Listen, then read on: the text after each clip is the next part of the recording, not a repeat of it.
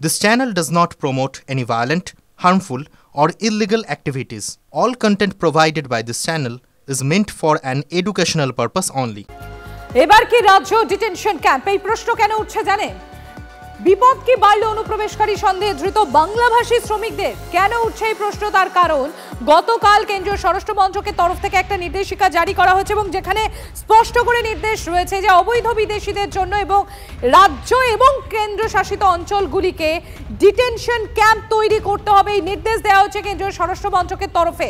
মঙ্গলবার অর্থাৎ গতকালই এই একটা নোটিশ দেওয়া হয়েছে এবং সেই নোটিশেই রয়েছে এই নির্দেশ।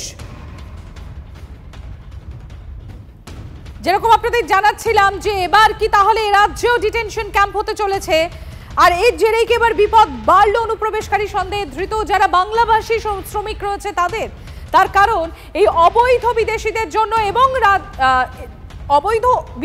জন্য এবং অবৈধ অনুপ্রবেশের জন্য রাজ্য কেন্দ্রশাসিত অঞ্চলগুলোকে ডিটেনশন ক্যাম্প তৈরি করার নির্দেশ দেওয়া হয়েছে কেন্দ্রীয় স্বরাষ্ট্র মন্ত্রকের তরফে। গতকালই একটি নোটিশ দেওয়া হয়েছে এবং সেই নোটিশে রয়েছে এই স্পষ্ট নির্দেশ, রাজ্য এবং কেন্দ্রশাসিত অঞ্চলগুলোতে করতে হবে ডিটেনশন ক্যাম্প।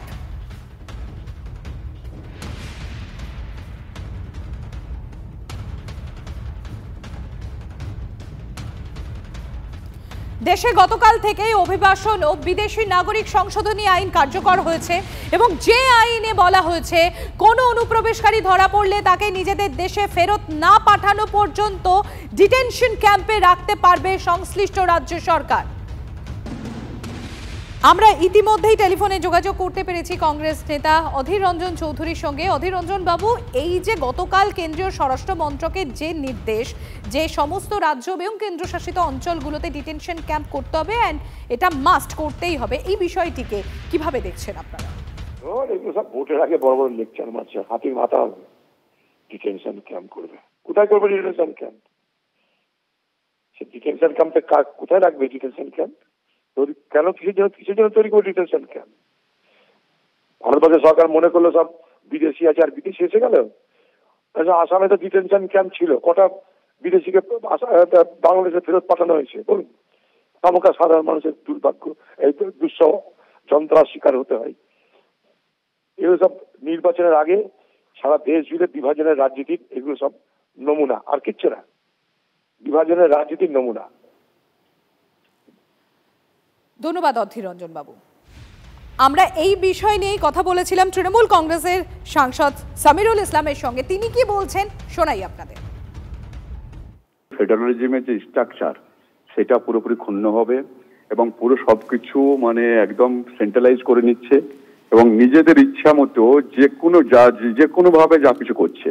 এবং এই বিলের ফলে যে নোটিশে যে দু তিনটা জিনিস বলেছে তার মধ্যে একটা যেটা হচ্ছে যে সন্দেহ হলে তুমি করে নাও।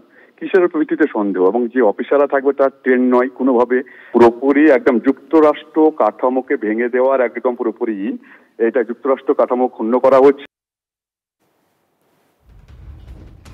আপনাদের আরো একবার জানাবো, গতকালই কেন্দ্রীয় স্বরাষ্ট্র মন্ত্রকের তরফে একটা নোটিশ জারি করা হয় এবং সেই নোটিশে বলা হয়েছে রাজ্য এবং কেন্দ্রশাসিত অঞ্চলগুলোতে ডিটেনশন ক্যাম্প করতে হবে। কেন?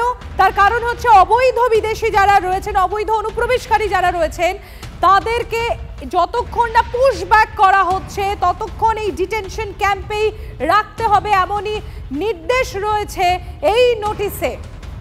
আপনারা জানেন গতকাল থেকেই অভিবাসন ও বিদেশি নাগরিক সংশোধনী আইন কার্যকর হয়েছে এবং সেই আইনে বলা হয়েছে কোনো অনুপ্রবেশকারী ধরা পড়লে তাকে নিজেদের দেশে ফেরত না পাঠানো পর্যন্ত এই ডিটেনশন ক্যাম্পে রাখতে পারবে সংশ্লিষ্ট রাজ্য সরকার। সিপিআইএম কেন্দ্রীয় কমিটির সদস্য সুজন চক্রবর্তীর সঙ্গে আমরা টেলিফোনে যোগাযোগ করতে পেরেছি। সুজন বাবু, গতকালই কেন্দ্রীয় স্বরাষ্ট্র মন্ত্রকের তরফে যে নির্দেশ দেয়া হয়েছে যে এবার রাজ্য এবং কেন্দ্রশাসিত অঞ্চলগুলোতে ডিটেনশন ক্যাম্প করতে হবে এবং যতক্ষণ না যারা অবৈধ অনুপ্রবেশকারী রয়েছেন তাদেরকে নিজেদের দেশে ফেরত না পাঠানো হচ্ছে ততক্ষণ এই ডিটেনশন ক্যাম্পে রাজ্য সরকার সংশ্লিষ্ট ব্যক্তিকে রাখতে পারবেন। কিভাবে দেখছেন এই গোটা বিষয়টা আপনারা? কেন্দ্রীয় সরকারের এই যে মনোভাব, এইটা যে ক্রমশ পরিব্যাপ্ত হচ্ছে এবং বিশেষ করে বাংলা ভাষী মানুষের বিপদ বাড়াবার মতো ব্যবস্থা করা হচ্ছে, এটা আমরা এর আগেই বলেছিলাম, বিশেষ করে যখন আসামের ডিটেনশন ক্যাম্প এবং তার আনুপূর্বিক ঘটনাগুলো মানুষের কাছে আসছিল, ভয়াবহ কনসেন্ট্রেশন ক্যাম্প মার্কা একটা ব্যবস্থা আসামে সেটাই হয়েছে।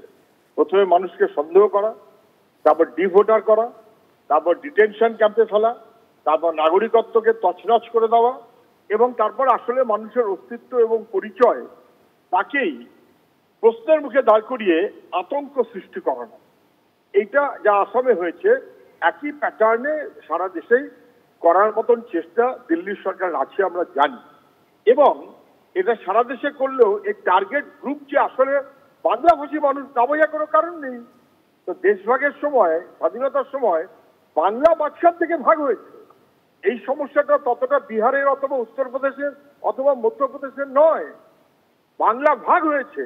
ফলে বাংলা ভাষার মানুষ কেউ বিদেশি কেউ স্বদেশী, তাদেরকে সন্দেহ করে বিপদে ফেলাটা সহজ। এবং তারপর যদি বার্থাকুতার কাগজ চাওয়া হয়, তাহলে যত গরিব তার তত যোগ্যতা কম, তার কাছে কাগজ কম। যত প্রান্তিক, যত পরিযায়ী, যত পিছিয়ে থাকা, যত নমশূদ্র, যত মতুয়া, তারা বেশি বিপন্ন। তারপর নাম যদি বিশেষ করে মুসলমান হয়, তাহলে তো সোহাগা। এই মনোভাবে যে দিল্লি চলে এবং চলছে, এটা পরিষ্কার হয়ে গেল।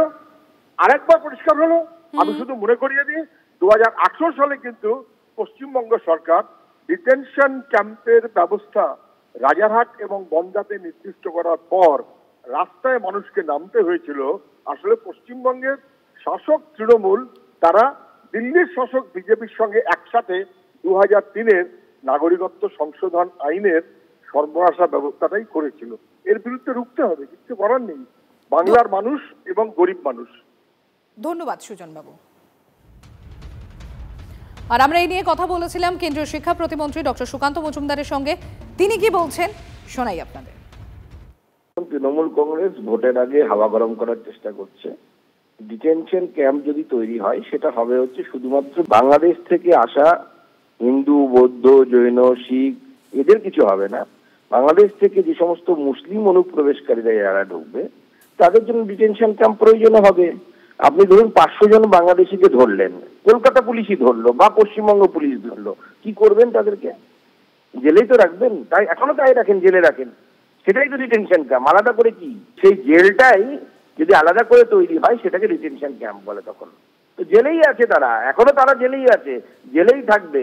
দেশের আইন বলছে কোনো অনুপ্রবেশকারীকে যদি মমতা বন্দ্যোপাধ্যায়ের পুলিশ অ্যারেস্ট করে, মমতা বন্দ্যোপাধ্যায়কেও তাকে জেলে রাখতে হবে।